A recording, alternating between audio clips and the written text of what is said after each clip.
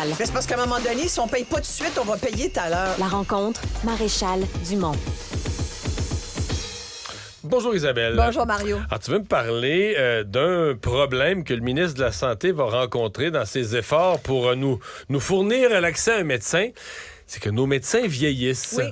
Il n'y a pas que les Québécois qui vieillissent, leurs médecins aussi. Il semble qu'un médecin sur 4, au moins, au Québec, ait plus de 60 ans. Il y a même 6 je crois, des médecins qui ont plus de 70 ans. Ça veut dire qu'il y a des médecins en ce moment qui pratiquent, qui sont conscients qu'ils sont nécessaires. Là. Le médecin est une ressource essentielle.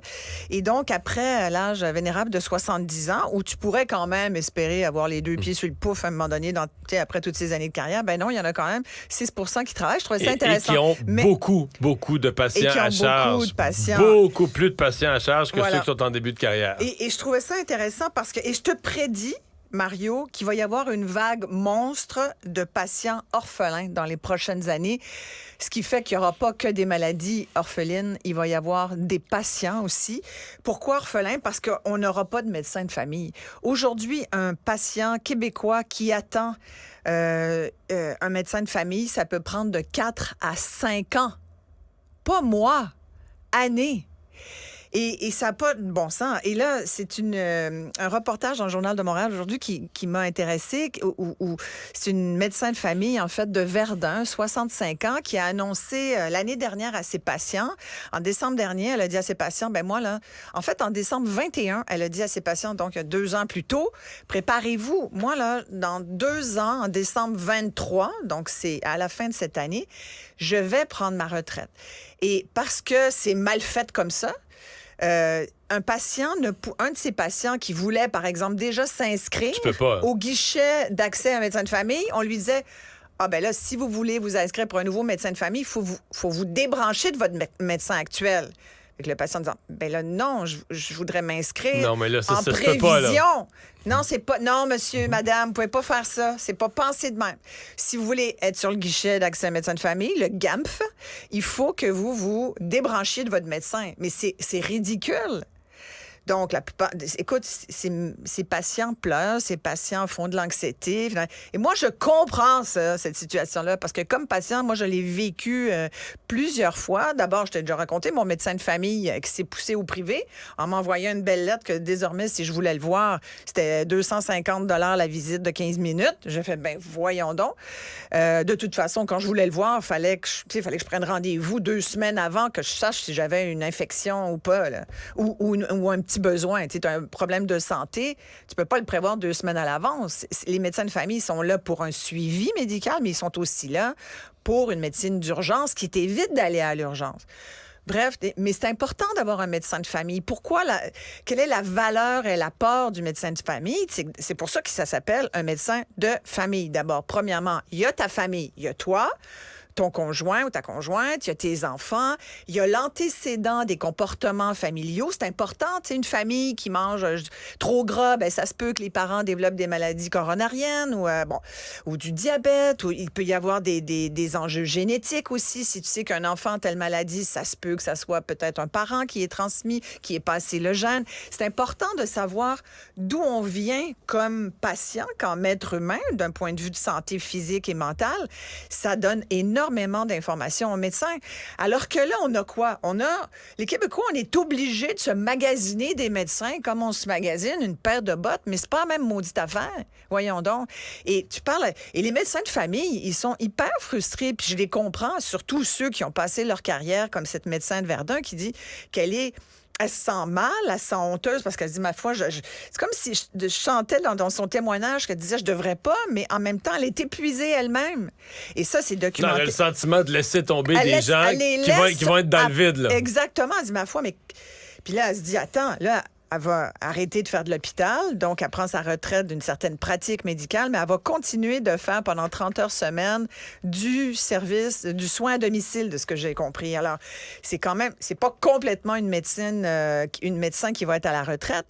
Mais tu sais, je regardais il y a 7 ans, là, il y a un documentaire qui a été diffusé, qui s'intitule, et qu'on peut peut-être encore trouver, je l'ai pas retrouvé, j'ai revu que des extraits, ça s'intitule « Les médecins pleurent aussi ». Et c'était il y a 7 ans, imagine. Il y a 7 ans, ça disait que c'est un documentaire d'Yves Bisaillon. En 2016, on disait 40% des médecins ont des symptômes de dépression, contrairement à 27 de la population. Aujourd'hui, on dit qu'il y a un Québécois sur deux qui est déprimé. Ça voudrait dire qu'il y aurait 80 des médecins. Si tu suis la même logique. Oui, la règle de 3. Exact. Tu dis, il y a 80 des médecins qui sont déprimés aujourd'hui ou qui ont des symptômes de dépression. Ça va pas bien. On sait qu'il y a 6 000 employés de moins dans le secteur de la santé, pas que des médecins, toutes sortes de travailleurs de la santé, dans le réseau de la santé. Aujourd'hui, par rapport à 2019-2020, c'est un... Sincèrement... Écoute, Christian Dubé, bonne chance. Je sais pas comment il va... Mais tu sais, ta discussion du jour sur les médecins qui vieillissent, là, c'est déjà commencé, qu'il y a des médecins qui ont pris leur retraite. Ben oui. Mais ça, tu sais, il fut une époque, là, au milieu des années 2010, 12, 15... Et tous les partis nous promettaient là, un médecin de famille pour tous les Québécois. La CAQ l'a promis, les libéraux l'avaient promis. Ils ont arrêté de le promettre, d'ailleurs. Ils ont arrêté de le promettre. Parce qu'ils se sont rendus compte que c'est une fausse promesse. Tu ne pourrais jamais y arriver. Ben non, mais ce qu'ils se sont rendus compte qu'eux, ils faisaient un calcul. Regarde, là, on va former des nouveaux médecins, on va faire ceci, on va faire cela. Mais ce qu'ils n'incluaient pas adéquatement dans leur calcul, c'est ce que tu décris, la quantité de médecins de 65, 70 ans qui prennent leur retraite et qui, eux, avaient 1500 patients à charge. Fait qu'à chacun qui prend sa retraite, toi, t'essayes à un bout du tuyau là, de régler le problème. Je peux pas croire, Mario, qu'il n'y ait pas un ou deux actuaires au ministère de la Santé et des Services sociaux qui sont là pour faire des prévisions de main-d'œuvre, pour dire... Oui, probablement au ministère, mais pas d'un parti politique qui faisait un programme qui voulait faire rêver les Québécois. Normalement, ils sont supposés se parler. Ben non, pas les fonctionnaires et les partis politiques. Là. Pas les partis politiques, mais au moins... Mais oui, mais quand t'es ministre... Quand t'es rendu au gouvernement. Là, mais là, ils ont arrêté de le promettre aussi. Ouais. Une fois au pouvoir, ils ont arrêté de le promettre. Puis aussi parce qu'on a dit, puis moi je l'ai dit, j'ai souvent dit à l'époque, arrêtez de nous promettre un médecin par habitant, ce qui est irréaliste. Pas besoin d'être actuaire, puis pas besoin d'être fonctionnaire. Promettez-nous un accès. Mais promettez-nous que quand on a besoin d'un médecin, on va en voir un. Là, c'est là-dessus qu'ils travaillent. Ils ont annoncé vendredi qu'ils en avaient réglé 500 000 de plus qui sont suivis par un groupe de médecine familiale, qui sont pris en charge. Oui, mais ça revient un peu au magasinage. C'est-à-dire que tu vois jamais le même médecin et tout ce que je viens de t'expliquer sur le suivi... Mais ton dossier est dans un groupe, quand même, qui sont censés travailler ensemble en collégialité et se parler. Écoute, j'en ai fait l'expérience. Ah ouais? Ouais. Et avec une de mes filles aussi qui n'a pas du tout aimé son expérience. Le médecin l'a vu 5 minutes. C'est comme si finalement... oui, tu as un accès, puis c'est comme si on vient de te rajouter dans l'horaire quotidien du médecin qui est comme, il n'y a pas le choix parce que c'est un engagement du gouvernement, puis c'est via le guichet d'accès, puis tu as reçu la lettre, tu vois avec ta lettre qui dit, regardez, comme vous êtes mon groupe de médecins de famille, vous êtes obligés de me voir dans un délai. Fait qu'ils te prennent, mais ils te prennent vite, puis c'est un problème de santé. C'est pas, aussi, pouvez-vous me faire... Non, vous reviendrez, vous rappellerez. Là, c'est pour l'urgence, pour désengorger l'urgence. C'est ça, la mission. Mais tu sais, quand tu regardes ça, tu dis, comment ça se fait? Puis là, je te parle de médecins omni, là, de médecins de famille. Mais tu sais, les médecins spécialistes aussi vieillissent. Moi, j'ai vécu avec mon neurologue et ma gynécologue exactement ça. 2 médecins... des prises de retraite? Des prises de retraite. Puis aujourd'hui, je n'ai toujours pas remplacé la gynéco. J'ai 2 filles qui n'ont pas de gynéco. Je pense à toutes ces femmes au Québec. Puis... Il y a des gars gynéco, mais sincèrement, ça ne tente pas forcément toujours de t'écarter les jambes devant un gars. Même s'il est gynécologue, puis qu'on dit, ben oui, c'est un médecin formé pour ça. Surtout qu'il y a toutes sortes d'enjeux. Bon, c'est quelque chose d'assez personnel, c'est délicat. Bon, moi, je pense qu'il faut respecter ça. Là. Si une femme veut voir une femme gynécologue, ben tu as le droit de dire. Mais là, tu sais, qu'est-ce qu'on dit? On dit, ben là, si vous refusez le médecin qu'on vous propose, de toute façon, souvent, il n'y en a pas d'autres, ben vous revenez au début de la liste d'attente. Fait que prenez votre mal en patience. Fait que c'est ce genre de situations-là aussi qui sont à dénoncer. Mais quand tu regardes tout ça, tu sais, j'ai parlé, avant de te parler, à la docteure Christiane Laberge, qui a d'ailleurs écrit vendredi dans Le Devoir un petit mot, une espèce de cri du cœur encore pour dire, voulez-vous, s'il vous plaît, réduire notre charge administrative à nous, médecins?